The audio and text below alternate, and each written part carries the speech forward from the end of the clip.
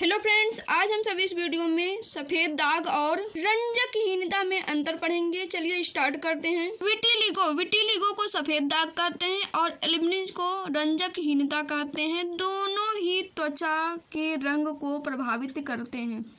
Vitiligo और albinism दोनों ही त्वचा के रंग को प्रभावित करते हैं। बहुत से लोग सफेद दाग को कोढ़ भी कहते हैं, यानी कि कुष्ठ रोग भी कहते हैं। आपकी जानकारी के हिसाब से हम बता दें कि जो सफ़ेद दाग है यह कुष्ठ रोग नहीं है। कुष्ठ रोग माइकोबैक्टीरियम लेप्री जीवाणु के द्वारा होता है। माइकोबैक्टीरियम लेप्री बैक्टीरिया के द्वारा कुष्ठ रोग होता है, जिसमें हाथ पैर की उंगलियां कट कट के गिरने लगती हैं। लेकिन विटिलिगो और एल्बिनिज़म में ये त्वचा के रंग को प्रभावित करते हैं। त्वचा के रंग जो प्रभावित करने वाली कोशिका है उसी में कुछ गड़बड़ी हो जाती है, जिसके कारण त्वचा के रंग प्रभावित हो जाते हैं। और यह एक संक्रामक रोग नहीं है।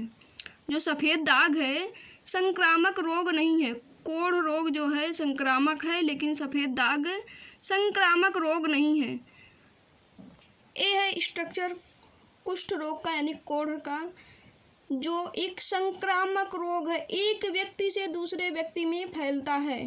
लेकिन जो सफ़ेद दाग है ये एक व्यक्ति से दूसरे व्यक्ति में नहीं फैलता है। लेकिन इसी को सभी लोग कुष्ठ रोग समझ के लोगों से भेदभाव करते हैं। बस ये लोगों की गलतफहमी है, सफ़ेद दाग को ही कुष्ठ रोग समझ बैठे हैं। तो आप सभी को कुष्ठ रोगी से बचना है, ना कि सफ़ेद दाग वाले लोगों से। चलिए देखते हैं क्या होता है विटिलिगो और एल्बिनिज़म। विटिलिगो प्रतिरक्षा प्रणाली मेलानोसाइट कोशिका को नष्ट करती है, यानी कि विटिलिगो में प्रतिरक्षा प्रणाली मेलानोसाइट कोशिका को नष्ट कर देती है। लेकिन एल्बिनिज़म में मेलानिन उत्पादन वाले जीन में उत्परिवर्तन होता है। इससे पहले जानेंगे कि मेलानोसाइट क्या है, यानी कि पहला पॉइंट समझने से पहले जानेंगे मेलानोसाइट कोशिका क्या होती है। तो मेलानोसाइट कोशिका एक रंग प्रदान करने वाली कोशिका, हमारी त्वचा के रंग प्रदान करने वाली कोशिका है, जिससे मेलानिन सिक्रीट होता है। क्या सिक्रीट होता है?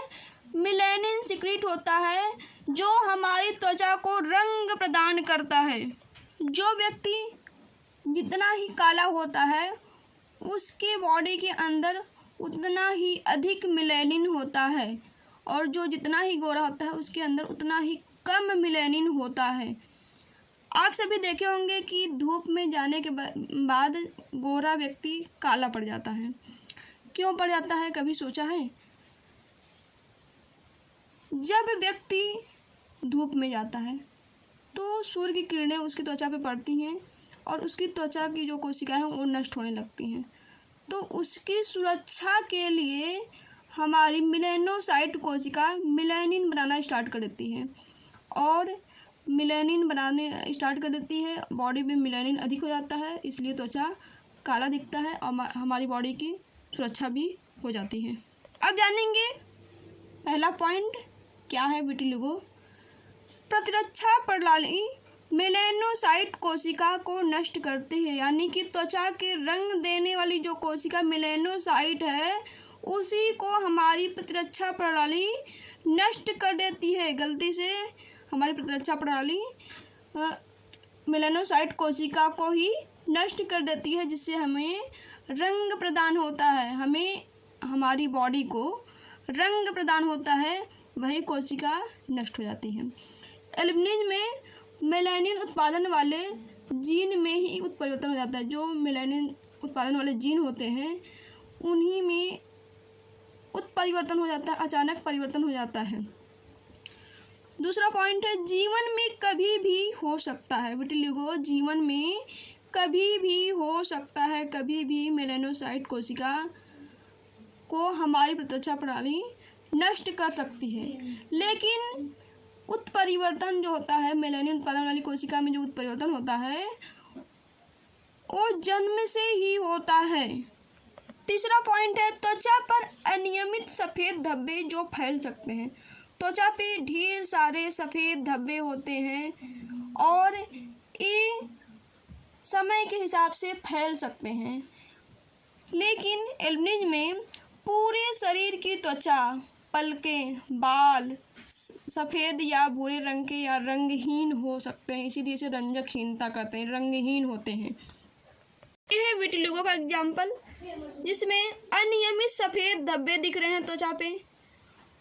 और ये है एल्बिनिज्म का एग्जाम्पल, जिसमें बाल, आँख और जो बॉडी की पूरी त्वचा है सब एक ही कलर की है, वो भी रंगहीन या सफ़ेद कह सकते हैं।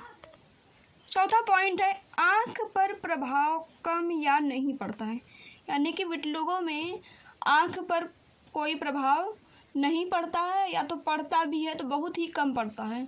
लेकिन एल्बिनिज्म में आँख पर प्रभाव पड़ता है, ऐसा व्यक्ति देखने में असफल हो सकता है, यानी या तो कम दिखाई देगा। विटिलिगो में सफ़ेद धब्बे समय के साथ फैल सकते हैं, जो सफ़ेद धब्बे होते हैं समय के साथ फैल सकते हैं, और एल्बिनिज्म में यह धब्बे समय के साथ नहीं फैलते हैं, जो जन्म से हो गया उतना ही पड़ा रहेगा, जितना सफ़ेद दाग पड़ गया उतना ही रहेगा, चेंजिंग नहीं होगी। ये धब्बे, ये सोचिए कि जन्म लिए तो इतना बड़ा है, तो उसके बाद बड़ा होता रहेगा, जीवन भर बढ़ता रहेगा, तो ये बढ़ता नहीं है।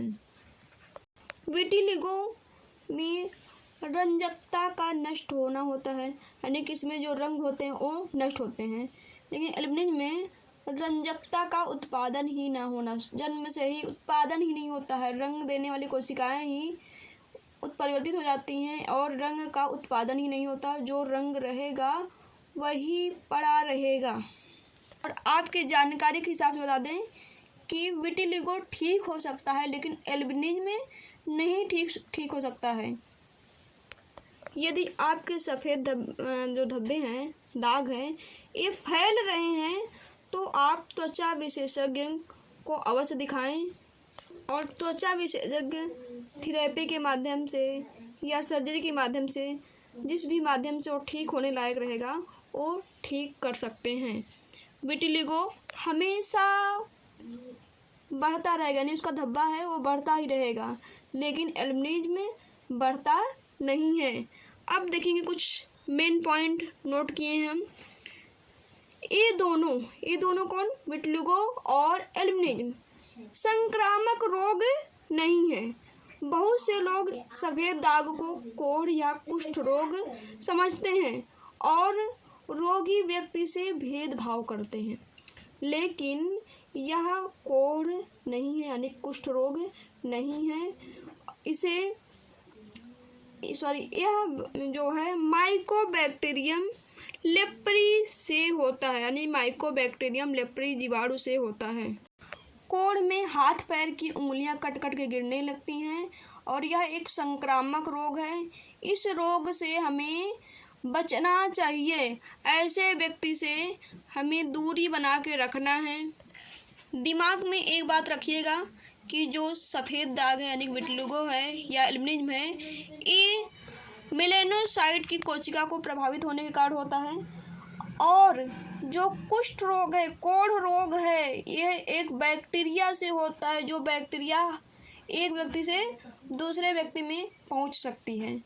ठीक है, सफ़ेद दाग वाले व्यक्ति को धूप से बचना चाहिए, तेज धूप में नहीं रहना चाहिए, क्योंकि धूप पे गलत प्रभाव पड़ता है और यह जो धब्बा है वो और भी ज़्यादा बढ़ सकता है।